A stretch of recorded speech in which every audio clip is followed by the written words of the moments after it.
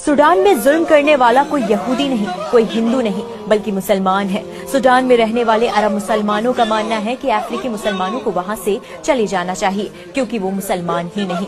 वैसे तो सूडान में 2023 से गृह युद्ध चल रहा है और ये जंग अरब के ही दो सुन्नी गुटों के बीच चल रही है, जो पहले दोस्त थे। RSF और SF, इन दोनों ने मिलकर ही 2019 में सूडान की तानाशाह सरकार उमर अल बशीर को हटा दिया था और सूडान के लोगों से वादा किया था कि वोटिंग से सरकार बनेगी, पर अपने किए वादे से पीछे हट गए और अब ये दोनों गुट देश की सत्ता हथियाने के लिए लड़ रहे हैं, क्योंकि सूडान में गोल्ड यानी सोने की खदानें हैं। अल जजीरा की रिपोर्ट की माने तो ये जंग अब ताकत की नहीं बल्कि फिरकों की जंग बन गई है। अब रंग देखकर मुसलमानों को मारा जा रहा है और सबसे ज्यादा जुल्म कर रही है RSF, जिसको साथ मिल रहा है UAE का। UAE ही गोल्ड के बदले RSF को हथियार, ड्रोन और गोला बारूद दे रहा है, ताकि RSF अफ्रीकी मुसलमानों पर जुल्म जारी रख पाए।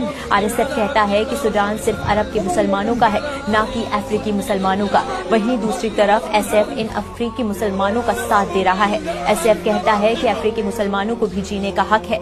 RSF गुंडे हैं और इस्लाम का नाम लेकर लूट रहे हैं।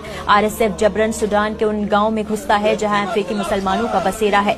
वहां RSF गांव जलाते हैं, सोना, जमीन और मवेशी लूटते हैं, औरतों का मिलकर रेप करते हैं और फिर वीडियो बनाकर कहते हैं कि रेप करना उनका हक है। 10-12 साल की बच्चियों तक को नहीं छोड़ा जा रहा। उनके भाइयों को उनके सामने जिंदा जला दिया गया, गले काट दिए गए और फिर बच्चियों और औरतों को गुलाम बना लेते हैं। छोटे छोटे मासूम लड़कों को या तो उनकी आंखों के सामने काट देते हैं या लड़ने के लिए भेज देते हैं। उनके बुजुर्गों की दाढ़ी खींचते हैं और कहते हैं कि खुद को जिंदा दफन कर लो। हर रोज जुल्म की इंतहा पार